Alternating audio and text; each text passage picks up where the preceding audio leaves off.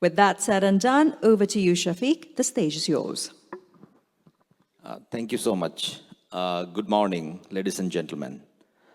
It is again my immense pleasure to invite you to today's session, Fostering a Carbon Market in Asia.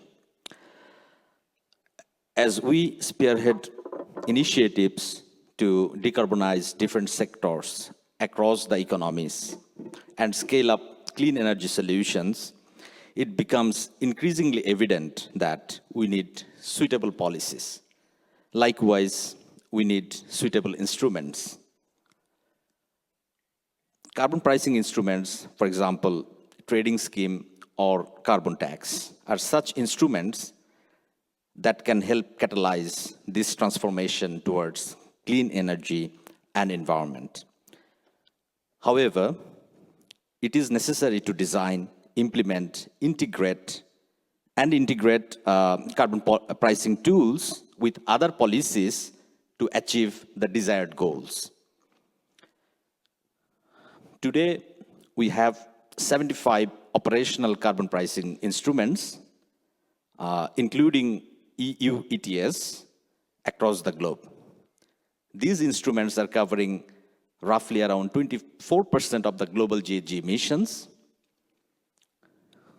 And notably, Indonesia introduced its domestic carbon market, ETS, last year.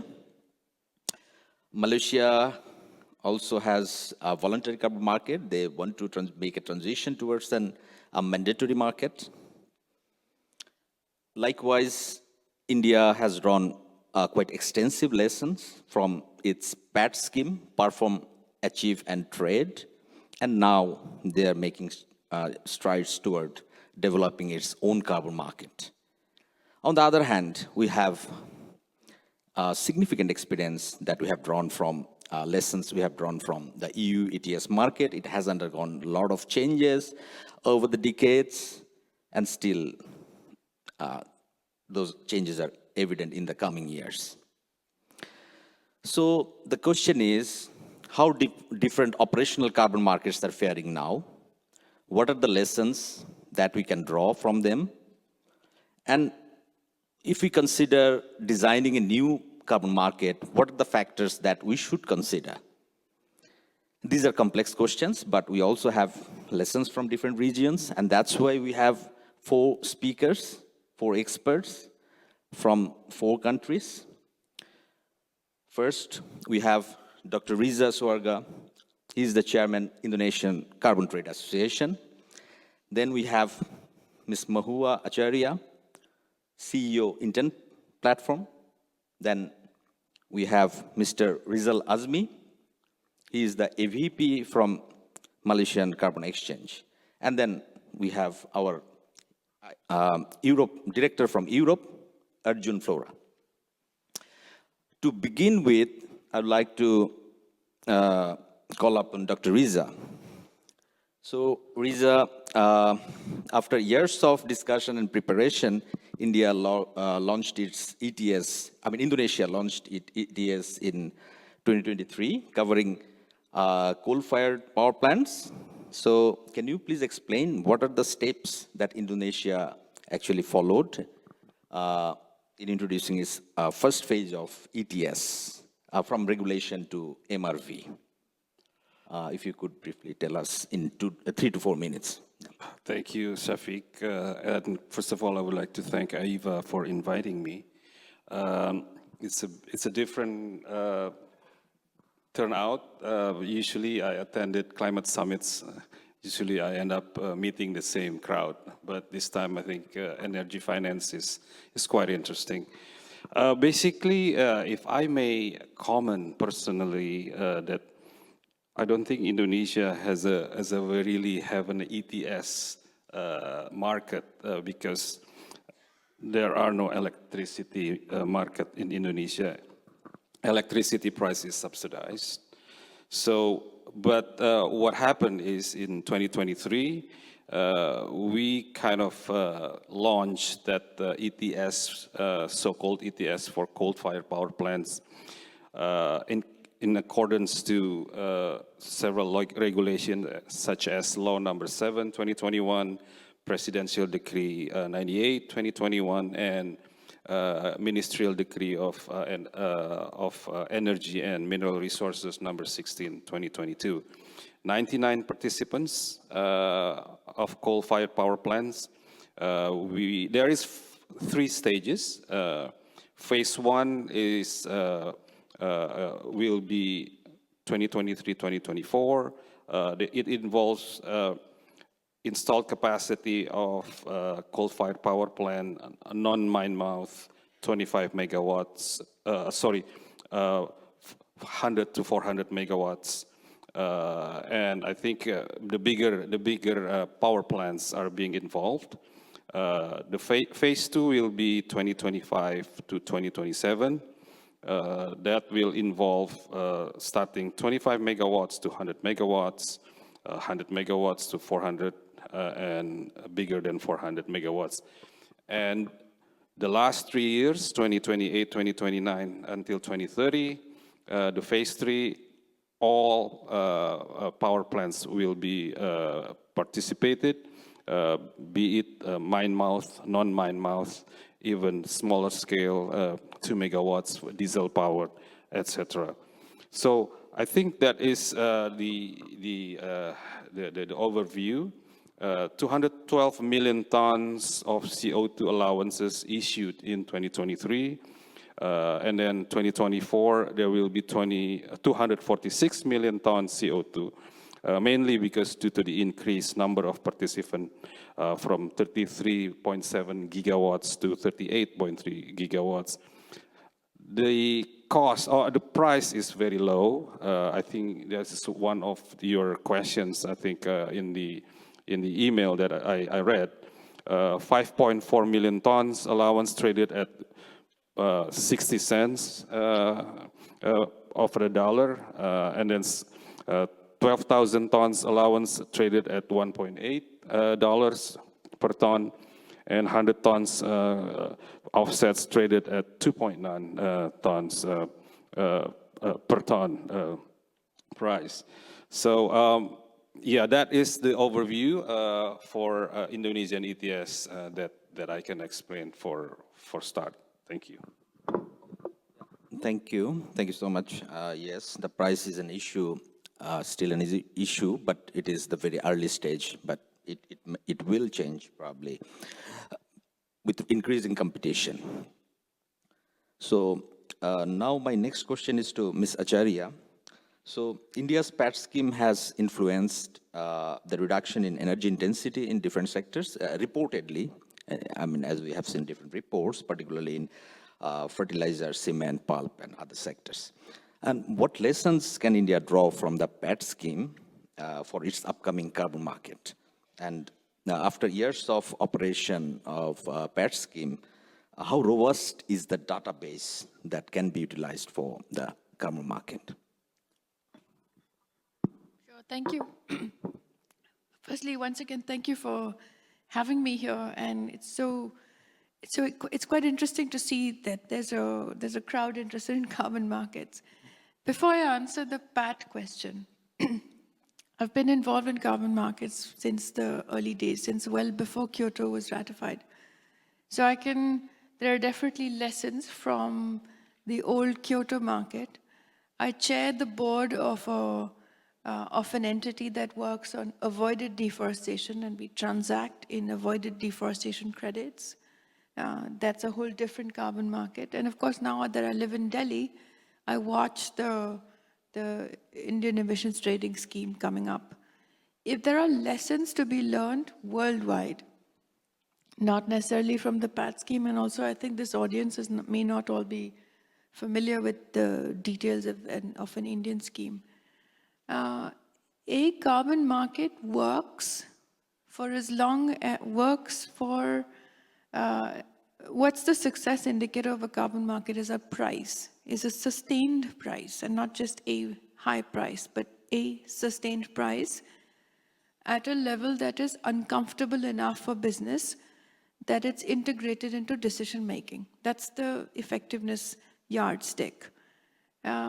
if there's one lesson that we've learned, is that you need to make sure that the trading period is long enough. Need to make sure that demand stays. And there are ways to make sure demand stays. We've learned from the European scheme, when I was involved in the early days of its design, we didn't know any better at that time. This is over 15 years ago. So when the scheme was running, we didn't plan for economies coming down suddenly. We didn't plan for a financial crisis. When the financial crisis took place, production went down. Of course, the supply of credit suddenly just went up because there was just so much of extra stuff floating in the market. We didn't know all of that stuff at the time of design. We now know better. We've also got a little bit more experience to figure out how to tweak the system from time to time. There's a second piece of experience I'll put out there. While the role of a regulator is necessary, it's absolutely, obviously very crucial and very necessary, the system has to have sufficient amount of flexibility for business to participate, provided there's 100% transparency in liquidity. There's a fourth one I would put out there. In the olden days of the carbon market through the Kyoto regime, that system is now existing in what we call the voluntary carbon market. Most of it is, its remnants or most of it is dominated in the voluntary market. Self-regulated markets don't work because they don't get taken seriously. The volume of, they're open and vulnerable. And quite honestly, there is just way too much human intervention, subjective intervention in things like verification, in things like, so if there's one thing that needs to be done, and it's a lesson that needs to be learned, is that you have to remove this human intervention, remove the subjectivity in the system, digitize as much as we can. We didn't have these digital systems 20 years ago. We're in a country with huge amount of tree cover.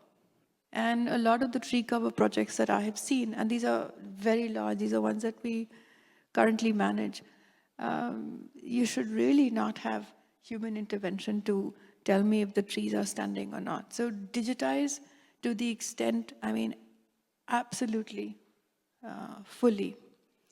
And finally, no carbon market will deliver any energy transition unless it is intertwined with local regulations. So it really doesn't make sense in any country to have liquidity creating systems that are not designed, that are not complementary to the targets in that particular sector. And it's very easy to say that, but it's very easy also to work in silos. I mean, we all know in many national economies, this tends to happen. So here's an opportunity for us to get there. And I think the Asian region presents a nice little bubble for us to work around it. Yeah, thank you so much. Yeah, you have nicely put all those things, right? Sustained price, flexibility, and then also, you know, we need to flank it, I mean, carbon market with other policies, local policies to have the maximum impact. And now we would like to learn from Malaysia. So I would like to request Rizal to discuss the progress of the carbon market in Malaysia. What is the status, current status of the VCM, voluntary carbon market? And could you please also inform us about the projects that are eligible for carbon trading under this VCM? Okay, thank you very much, Shafiqul, for the question. I think firstly, welcome everyone to Malaysia, to Kuala Lumpur, if this is your first time here. How Bursa Carbon Exchange started was the government actually mandated Bursa Malaysia, the stock exchange, the national stock exchange, to implement and operate a voluntary carbon market. And hence, on the 9th of December 2022, BCX was launched. We actually offer three types of trading modes. First is the auction, second is the continuous trading, and third is off-market transactions. So we typically start with having auctions to introduce new products, and it's also to facilitate price transparency as well as price discovery. And for the trading platform, it's where you can actually just buy carbon credits, or we also have RECs now in the trading platform. And we also do OTC clearing for bilateral trades. So in the voluntary carbon market in BCX, we actually sell them as standardized contracts. And for carbon credits, there are only several criteria to comply with. So it can either be a nature-based or a tech-based carbon credit, which is quite common. And the standard that we are adopting at the moment is now just the Vera standard, but we are going to introduce gold standard at the end of this year. Vintage-wise, we are only accepting 2016 onwards vintages, and of course this aligns with the Paris era or Paris Agreement era of carbon credits. And we do accept carbon credits or carbon projects from both Malaysia as well as outside of the country. So our first auction was actually conducted in March 2023, where we auctioned two carbon projects. One is a tech-based Linshu biogas project from China, and the other one is the infamous nature-based Southern Carbon project in Cambodia, which has actually been stopped for now due to investigations by Vera. Right. So yeah, I hope that summarizes quickly on where we are. Thanks. Yeah. Thank you. So now we'll learn from EU ETS. So Arjun, if properly designed, both ETS and carbon tax can drive emission reductions. Some countries in the EU already have carbon tax since 1990s, for example, Finland. And on the other hand, EU ETS, and this is an instrument that has been quite extensively discussed across the globe. And EU has also drawn a lot of experience from its operational phases. Currently, it is the fourth phase. How do you see the role of EU ETS in decarbonization efforts of EU, and in particularly in also the sectors, those we call that hard to abate? So, and also, what are the sectors that have been most successful? If you can briefly tell us on that. Hello.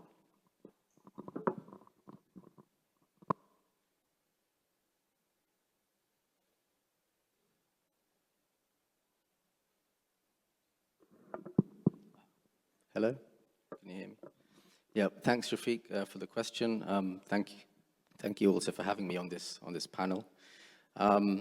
So the EU ETS is described officially as a cornerstone of EU climate policy. So it's really seen as a crucial part of the climate strategy. To Mahua's point, it does link. It's intended to link very closely with regulations. As mentioned, it's been around for a long time, for almost 20 years now. But really for at least the first decade, I think the price was far too low. It's generally accepted, as Mahua also explained.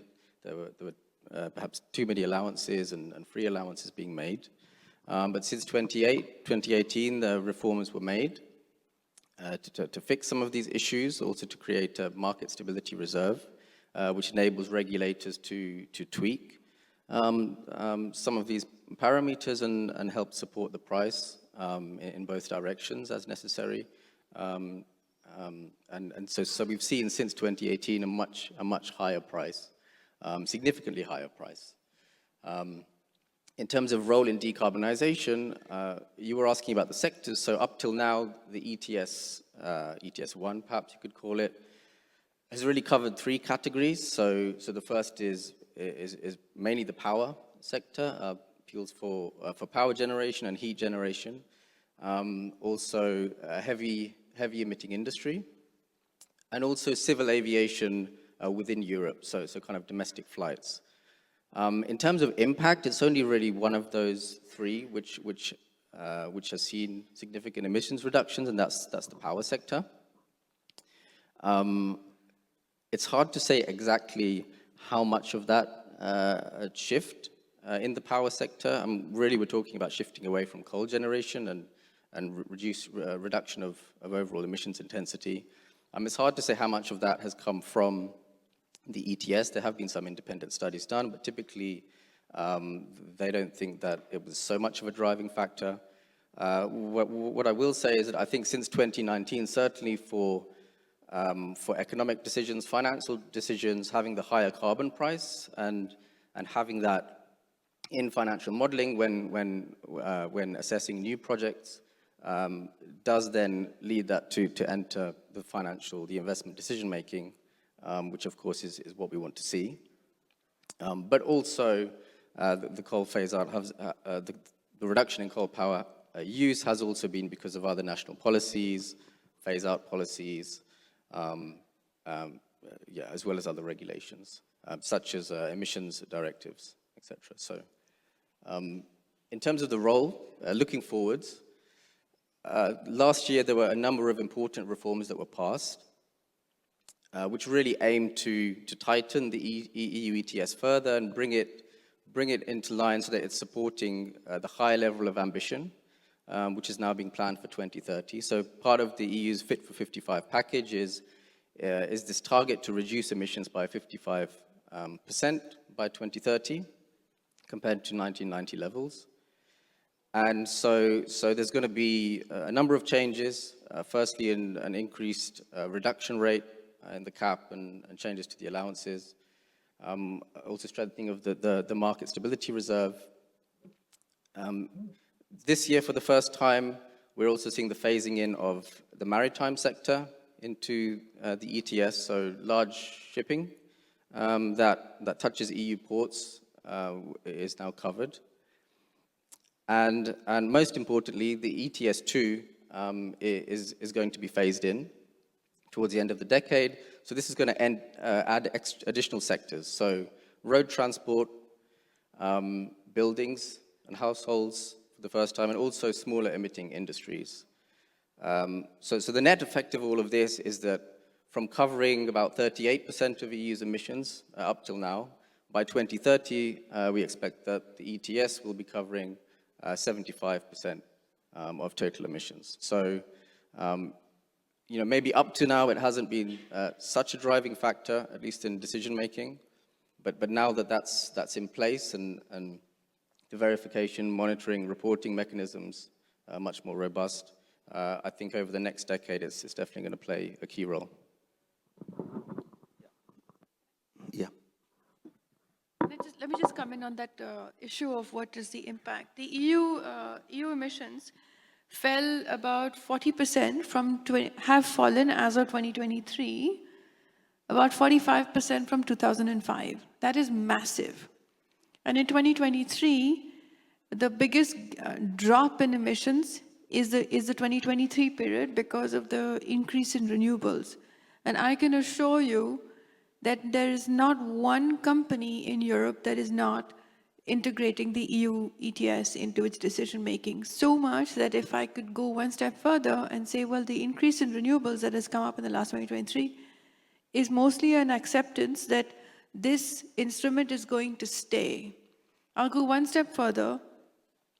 The European Union has been trying for a very long time to extend the reach of the ETS, has been trying for a very long time to adopt other countries into a global scheme.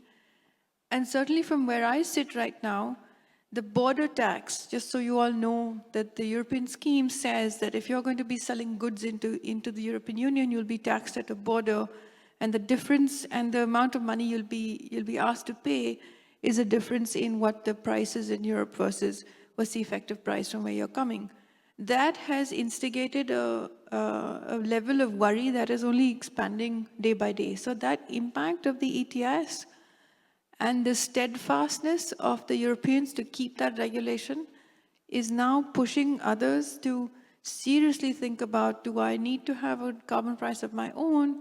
How do I just reduce that tax? Can I pay the tax somewhere else? Et cetera, et cetera. We would never have had this. So just sort of responding to the issue of impact.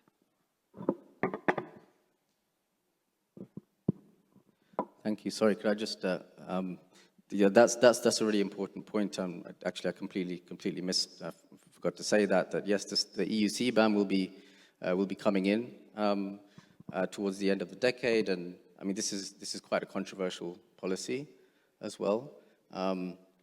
But I mean, a big part, which I also didn't mention, of all of this carbon pricing is the generation of revenue. And so all the revenue generated from the EU ETS, it's then collected and used, distributed to national budgets of the countries and also to EU-level funds, such as the Modernization Fund, the Innovation Fund, and now with the ETS2, there's going to be the setting up of the Social Climate Fund. And this is really important because it then enables these revenues to be distributed in a way which can de-risk, which can de-risk and also accelerate the energy transition. Thanks for that. Yeah, EU ETS and EU policies are certainly driving policy-making process in different countries. They're influencing that as well.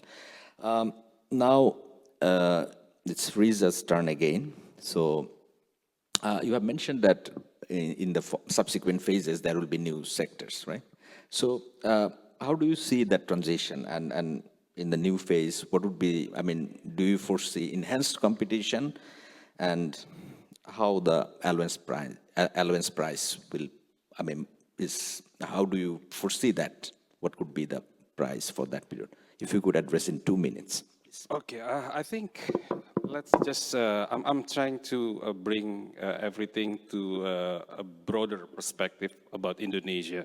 I think we identify, of course, carbon credits in Indonesia will be achieved in 2 ways, technological base and also nature base.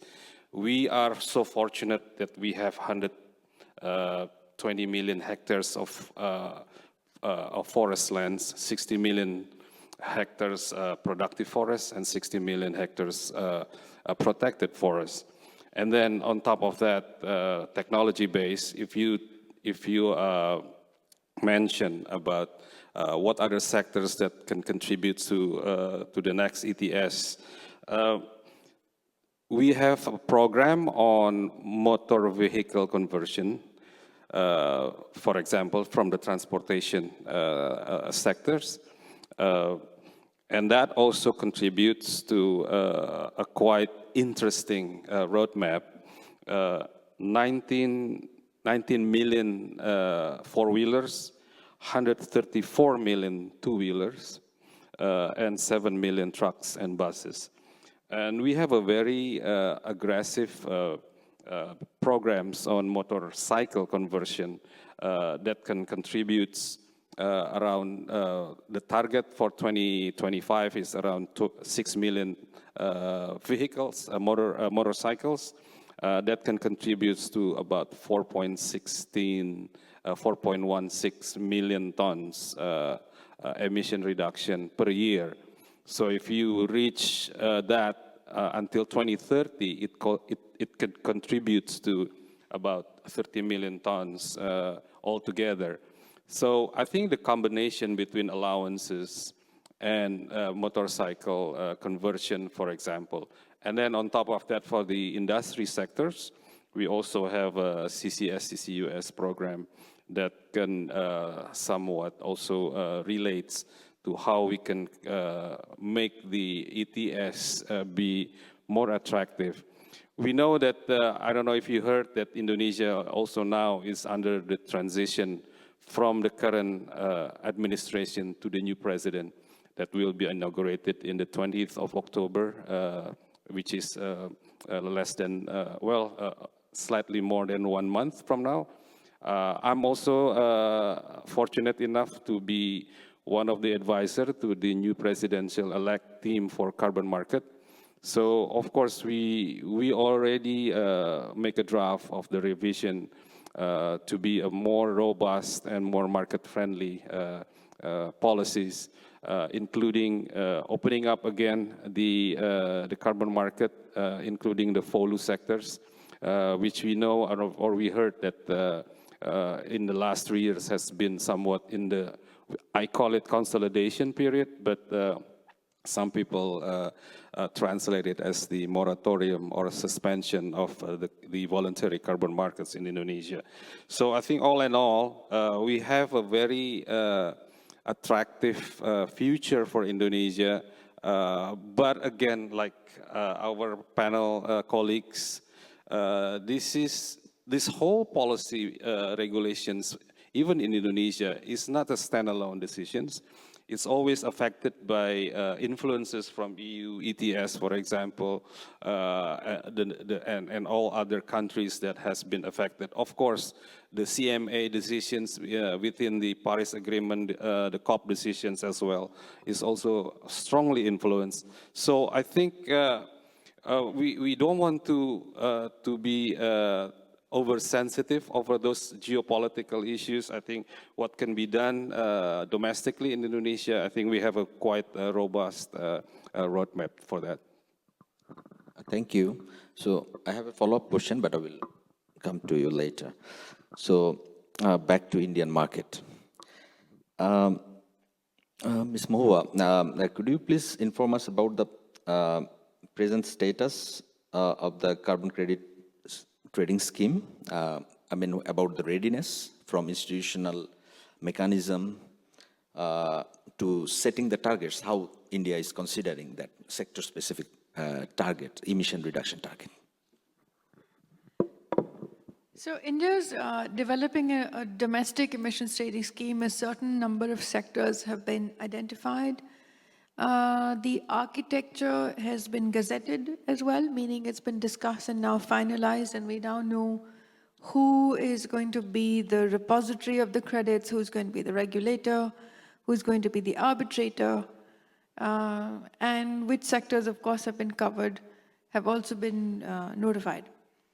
Some verbatim lessons have been picked up from the ETS, such as, like I was saying earlier, as the economy fluctuates, emissions fluctuates as well. So there has to be some correction mechanism, upward or downward correction mechanism, largely a downward correction mechanism, a sort of safety valve to be given to industry.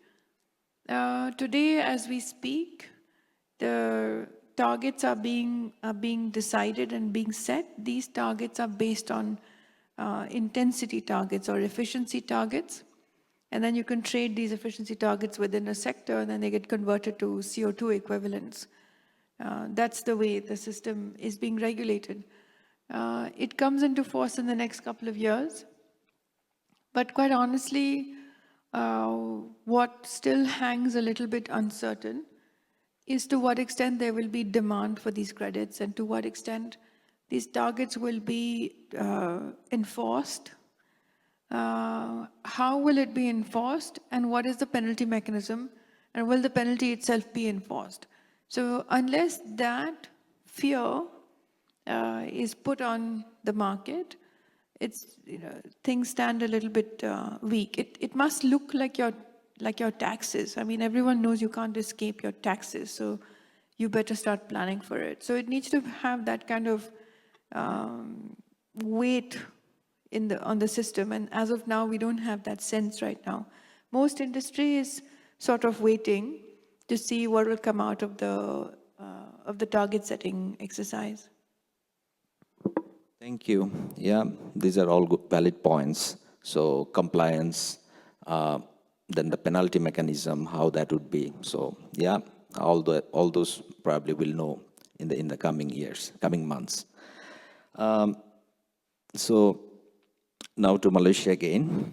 So the implementation of ETS actually requires a lot of fine-tuning, and different countries also learn from different stages of implementation. So how do you see the transition process from the voluntary phase to the mandatory scheme? And how would like to utilize, I mean, Malaysia would like to utilize this current experience to its upcoming ETS? Yeah, so I guess for Malaysia, the jury is still out because the government under the Ministry of Finance, together with World Bank, is actually studying compliance carbon scheme for Malaysia under the PMI, or Partnership for Market Implementation Program. And this study, the feasibility study, is supposed to end at the end of next year, at the end of 2025. So we still do not have a clear direction whether Malaysia is going to go towards an ETS or a carbon tax or a hybrid combination of both. But that being said, the position from the exchange is always that we have a preference to move from the voluntary market to an ETS. And we do have learning experiences from our neighbors, Indonesia, or the more established market like in the EU to adopt the ETS. Ideally, of course, we would have to start this in a pilot phase to a certain sector, like I guess what Indonesia is doing, starting with the coal power plant sector first. And looking at the current voluntary carbon market, I mean, to be honest, it's not much liquid. And I guess this is also true when you look at global voluntary markets and having EU CBAM, even UK has announced their CBAM, and US is coming up with their own CBAM. All these border taxes is actually putting pressure on governments such as ours to actually introduce a compliance scheme. And I guess some of the learnings that we can have from the current status of the voluntary phase is that, number one, there still needs to be a lot of capacity building. There still needs to be a lot of awareness. I guess corporate Malaysians, most of them are still struggling with, carbon footprint baselines.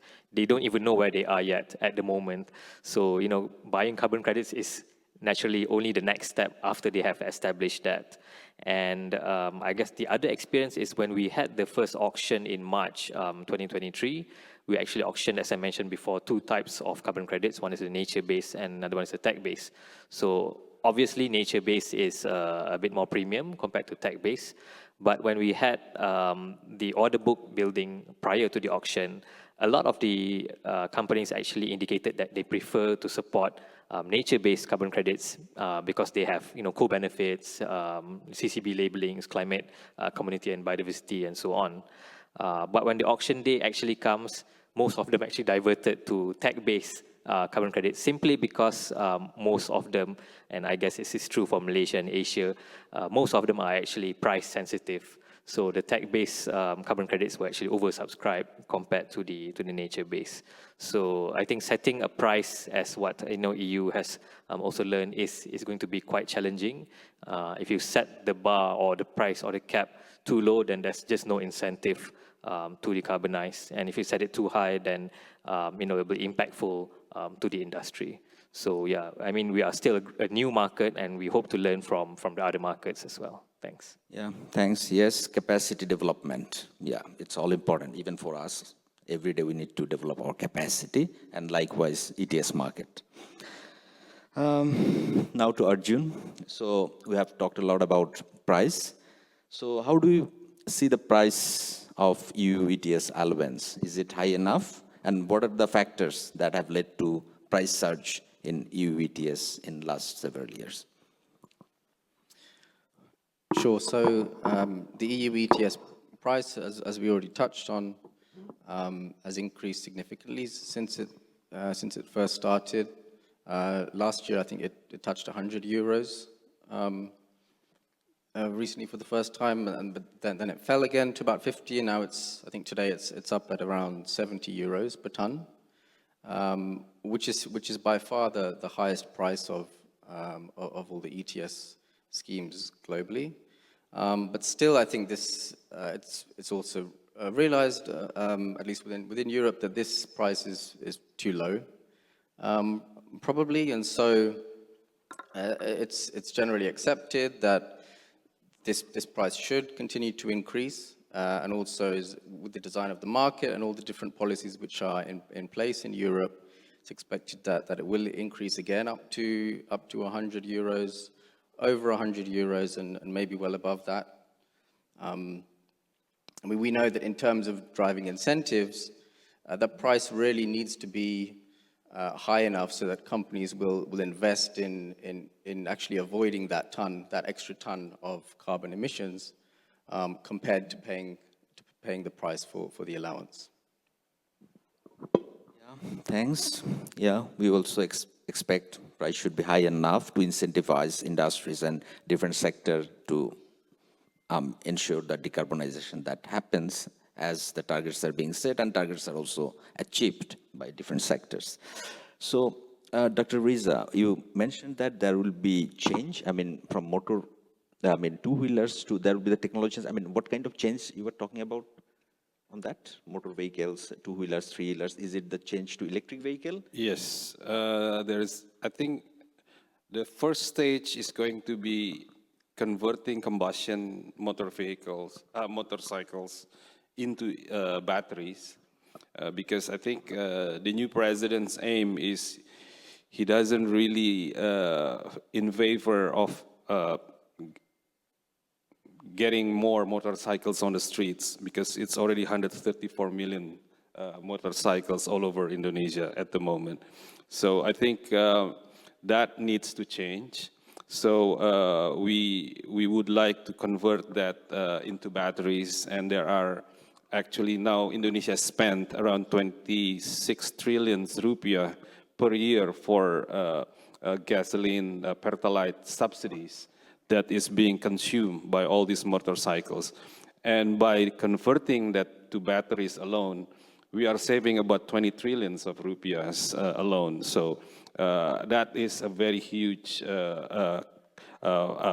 current deficits saving and foreign exchange savings. So that is, I think, in terms, and we got 4.16 million tons carbon reduction, CO2 reductions every year. That's also an additional. Yeah. Just within a minute, if you could say about your, I mean, 31.9% GHG emission target by 2030 from BAU business as usual level, and then the net zero emission to by 2060. So what, I mean, do you think only the ETS or other instruments that, I mean, your government is planning to introduce or link with? Yeah, I think, like I said, I think we are so fortunate we have the combination of both technology and also nature-based. Our nature-based itself, at the moment, we have 480 FOLU projects in queuing up, registering at both international registries and also national registries. That constitutes around 240 million tons of carbon credits. And if you talk about Indonesian NDC target until 2030, yearly is only around 83.4 million tons. So I think if you cover that by the FOLU sectors alone, I think we have more carbon credits to be able to be sold by using corresponding adjustment to the international market than achieving our NDC. And not to mention, I think you heard about the ETS, the coal-fired power plants transition, and also a motorcycle conversion. Yeah, thank you. So to Ms. Mahova, India's, as I mentioned yesterday also, India's renewable energy target is so high, in 500 gigawatt by, I mean, within few years, I would say. So given its experience in both renewable energy and energy efficiency, how do you see this ETS, upcoming carbon market, will influence, I mean, will drive the expansion of renewable energy, on the other hand, reducing, I mean, it is already intensity-based that you have mentioned, but how it will drive renewable energy expansion in India, and also how this will contribute to the hard-to-abate sectors? The short answer is that I don't expect too much of an impact, because in India, renewables are cheaper than coal. Long duration renewable energy, basically storage-based renewables, is now at par with coal for about 2 to 3 hours. And true long duration is subject to battery pricing coming down. That, I think, is enough of a driver for the power utilities to want to switch out, replace whatever's on the grid. So if they've got some expensive energy on the grid, there's this market-based incentive right now where it is just cheaper to buy renewable energy. So that's number one. And it's hard to now see, you know, remember there's this saying, right, that the tail never wags the dog. The carbon market is the tip of the tail of the dog. So it's useful, but nowhere near necessary. And if it has an impact, great. But if it doesn't, I don't think the country is looking at the carbon market to come and deliver the emission reductions and deliver the national the chunk of the national determined contribution, the NDC. Energy efficiency is just cheaper to do, but for the last 15 years, there is no business model out there for financing energy efficiency. So that continues to remain as a bit of a nudge, where the biggest chunk of emissions comes from the power sector. And decarbonizing the power sector now is based on liberalizing the power sector to allow more long duration renewables to come into the grid. In other words, the auxiliary system has to come into place, ancillary power markets have to open up. I should be able to trade these things. So there's the development in the power sector right now, which is the dominant force. Energy efficiency useful. The NDC targets also say a billion tons will be reduced. Maybe to some extent carbon markets can come in out there. We don't know what carbon markets will do, and you were asking me what lesson can we learn from PAT, from the trading of energy efficiency certificates. The one big lesson is that for as long as there was a demand, meaning for as long as there was a requirement that you have to reduce your emissions, then there was liquidity, and then there was a respectable price. But the day that went away, the price today is lower than the penalty.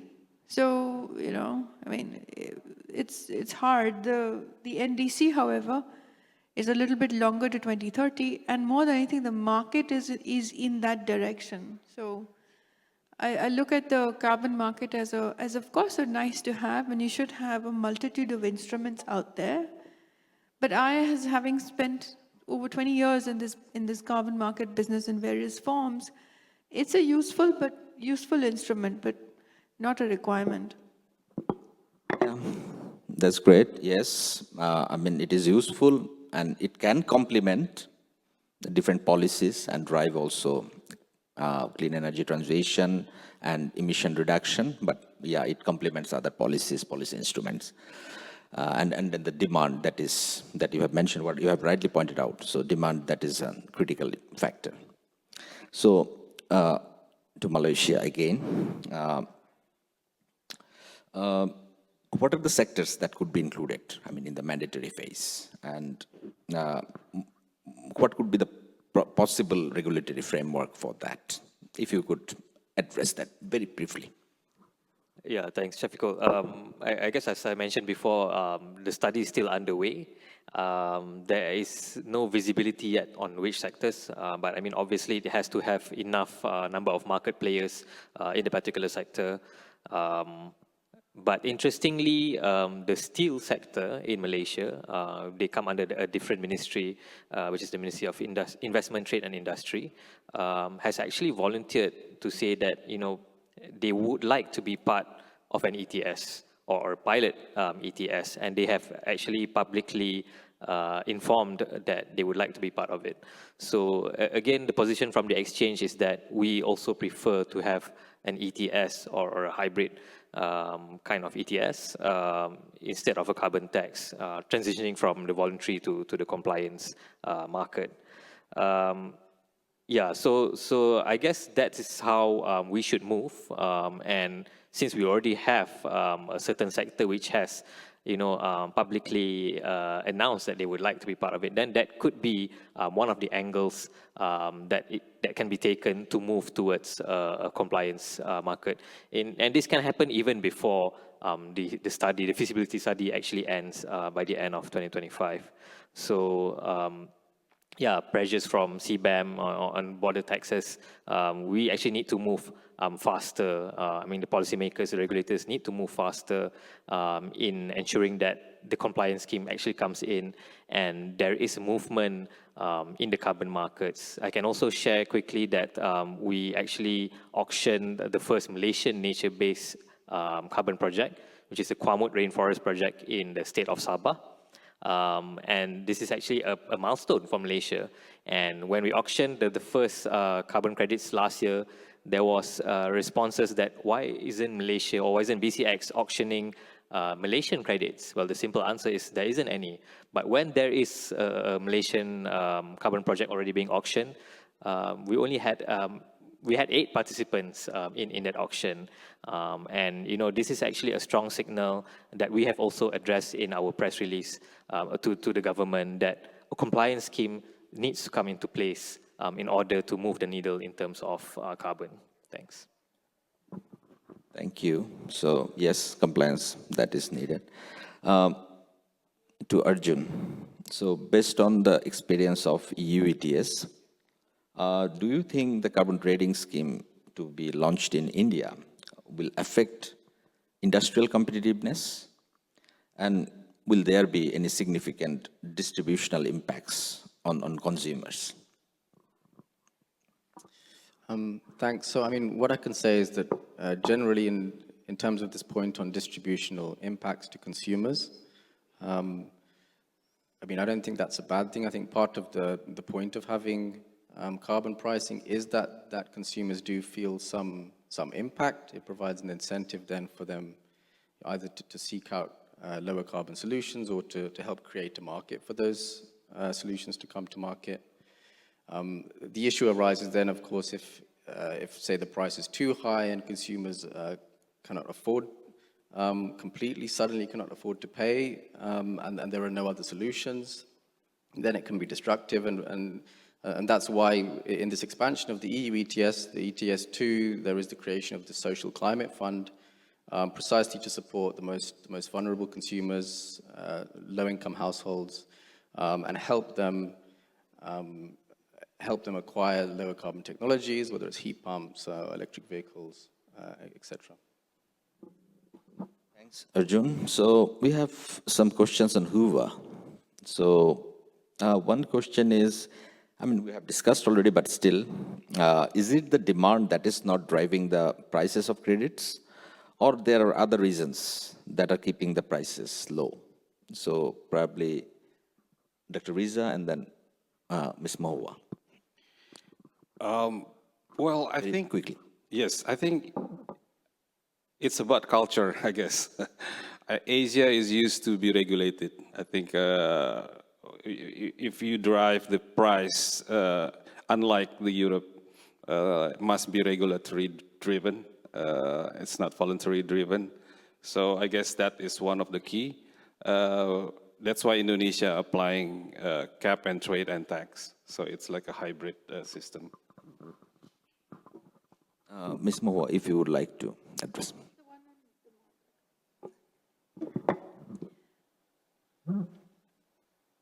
Okay, so the short answer is yes, demand is a shortage of something is what determines the prices. And shortage means you have to create that demand for the credits, which means that you have to have a target that is strong enough. And let me remind everyone that we have been struggling in the Paris Agreement to put some sort of mechanism for countries to come forward, and we have still not yet made even a rule book for how things will be traded with each country. So it's difficult, of course, it's most difficult at an international level, next to impossible, I would say, at that. And in the absence of any compliance regime internationally, you're looking at sovereign governments to put out their own emissions trading schemes. And until, as we have seen with any market, till and until it is taken seriously, it's a proper regulatory instrument, it's an instrument that is empowered, there is no shortage of emission reductions. I mean, there's no shortage of that commodity.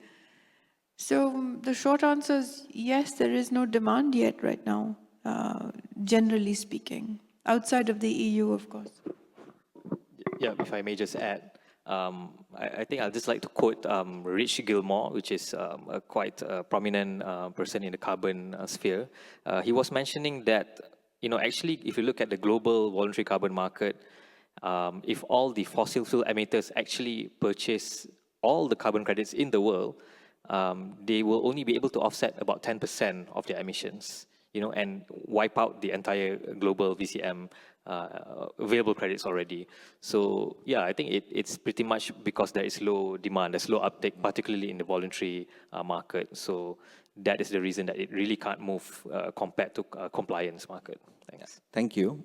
We have few more questions on Hoover, but due to time constraint, we cannot take them. But I would like to encourage audience to interact with our excellent speakers on Hoover, and also in the margin of the conference, we have a couple of breaks.